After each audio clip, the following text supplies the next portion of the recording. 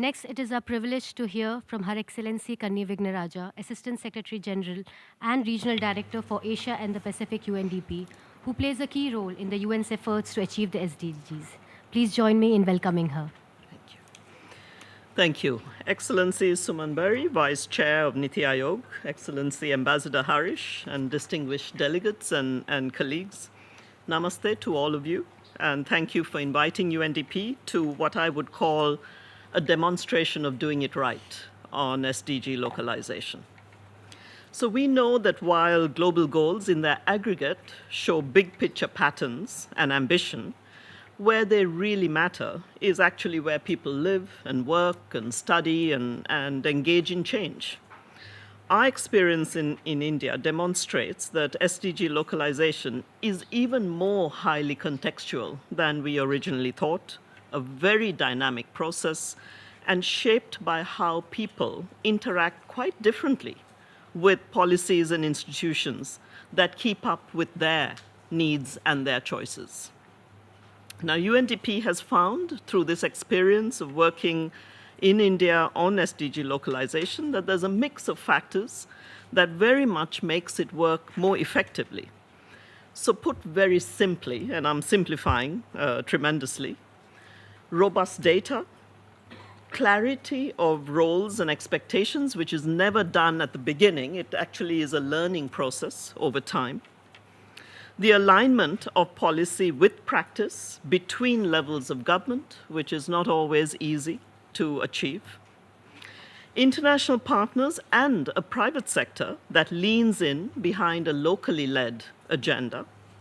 And most importantly, a large enough number of motivated people, both nationally and locally, who actually make it happen. And this is then what turns, in my view, that perennial potential, the term we love, into actual results. And here the results are clear.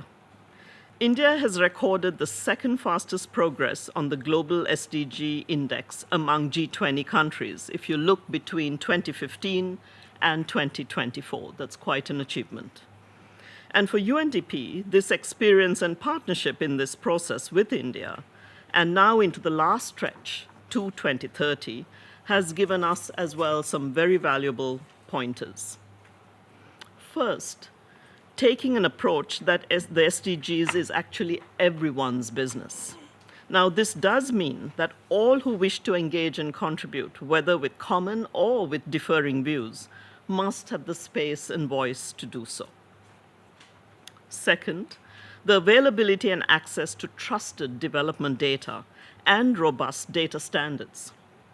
The SDG India Index, the MPI, the Multidimensional Poverty Index, and the Northeastern Region District SDG Index have become gold standards for how detailed and mixed data sets can actually drive better decisions and track real-time progress.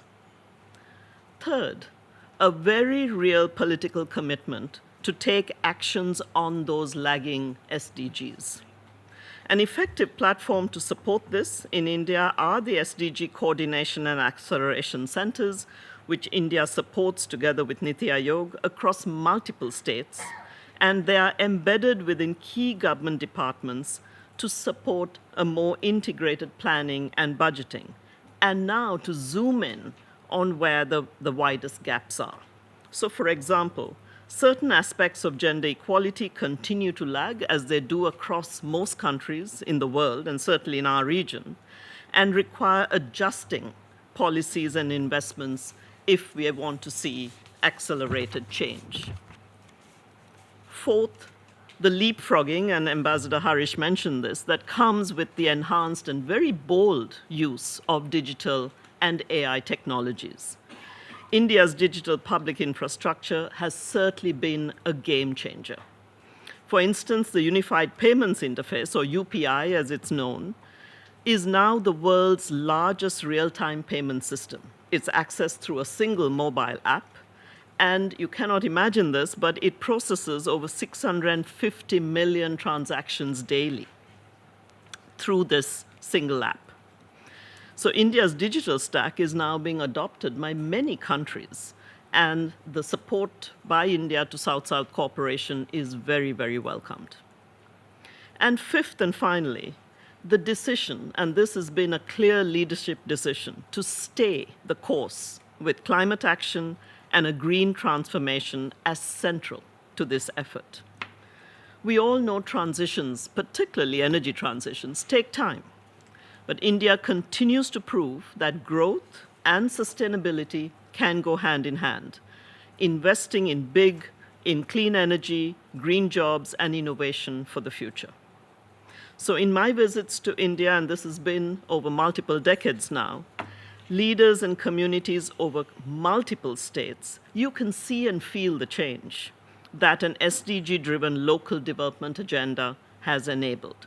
That progress is actually palpable. So UNDP is proud to continue its work alongside India's effort, including through enhanced innovations and South-South exchanges. This has truly been a highly rewarding and close partnership with NITI Aayog, national and state government, and all stakeholders involved for India and for developing countries across the world. Thank you.